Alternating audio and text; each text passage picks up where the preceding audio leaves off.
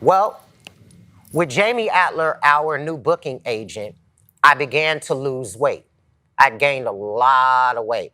So I began to start losing my weight. I'd say I lost about 70, 80 pounds. So they put me in the People magazine for, Weight Watchers. And I was able to get into my real element at that time.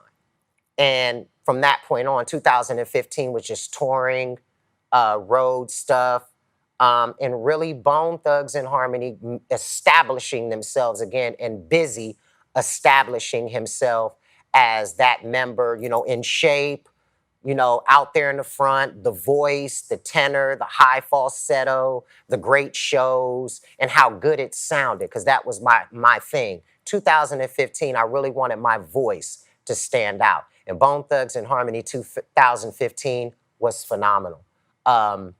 Out of this world. Show-wise, we were killing it. Out of this world.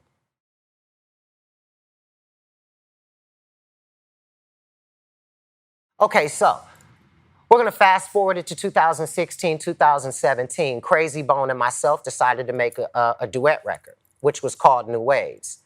We were working with a record label, and I didn't agree with the record label because I didn't feel like the record label was putting the proper money and, effort behind it. It felt like the record label was like, do you see? They come out with a record and it does nothing.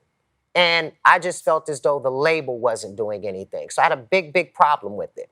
I told Crazy Bone, I said, look, we need to stop doing the Bone Thugs and Harmony stuff.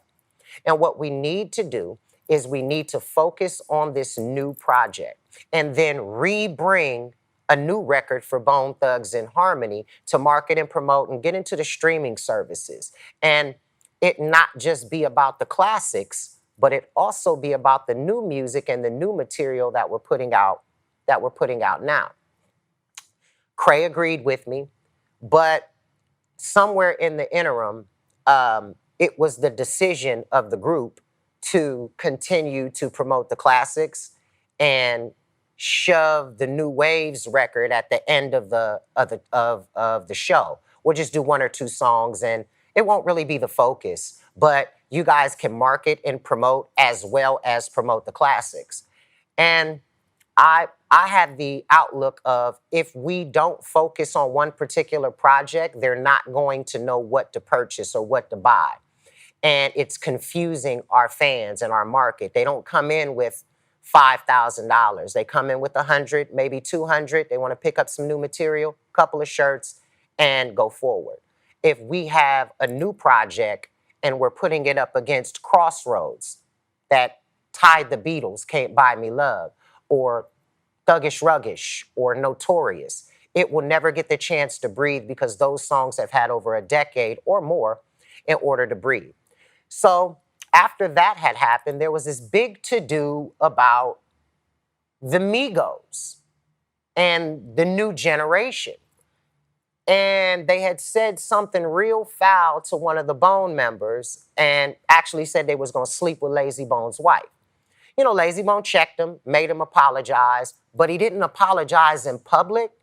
And it made me think, okay, you're doing it behind closed doors, but it was still you were going to fuck his wife out in public, and the public really didn't know. I mean, you handled it like gangsters, but this is social media. You said it in social media, but apologized behind the scenes when Lay wanted to catch that fade. He like, no, we've got to fight.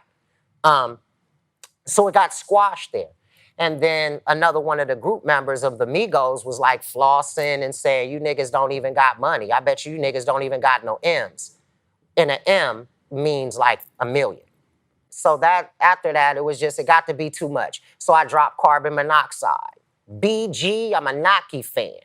I hit you with one of these combinations. I have you going through complications. And then I do my Tekashi jams. Murder was the case. So, I hit him with a lyrical onslaught. Everybody in the industry was like, oh my God, this is what Bizzy has done. Yuck Mouth from the Loonies, he was like, yo, man, Cray, man, tell him. Cray was like, yeah, B, you ate them up. So as that was going on, I wasn't done with them. So then I'd come up with a few different compositions. So I said, you know what? Let's put a record out. So we put out Carbon Monoxide. Now, at that time, I was working with a guy by the name of Blaze. Amazing fella. been through all of the Bone phases, from Heaven's Movie to Art of War, and just different. He's been through all of the Bone stuff. He knew all about what we should do, how we should say it, how we should be produced, how we should be marketed. How he just knew. And then he had the avenue because he was working in an e-commerce and doing his other stuff. Not to, give too much of him, but we linked up, and it was a match made in heaven. And Carbon Monoxide came to be. It did very, very well. And finally, I was in the streaming aspect. I started seeing real money from streams. And then we had to hit them with the mantra. Now, people say, why do you drop the record on September 12th? One reason and one reason only. September 12th is my day, my birthday. Anybody else anywhere close to me drops a record on September 12th, then you're obviously fucking hating.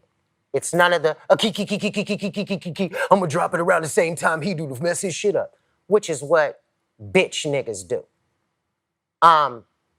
So I wanted that to be my day, a crystal clear day to where it couldn't be confused with anyone else's. Doesn't matter who comes out with a record on September 12th. That's my birthday. That's why I'm doing it.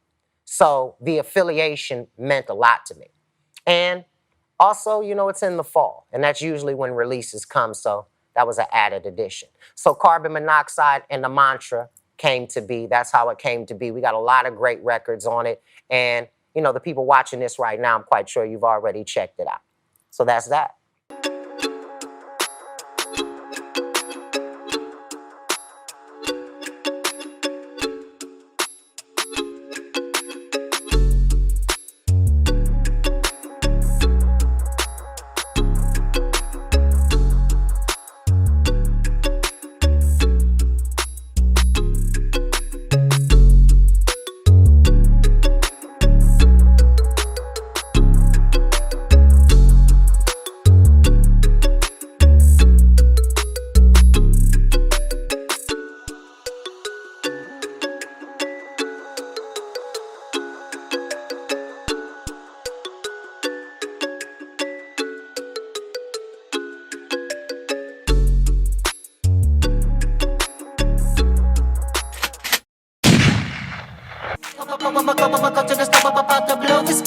I stay elevated, you know it. I'm a lyricist, bitch, I'm a poet. Everybody be running and smoking. And my niggas get money, no joking. With the gang, we ducking no coppers. My niggas supreme as Sinatra. Got a couple real on my roster. And no talking.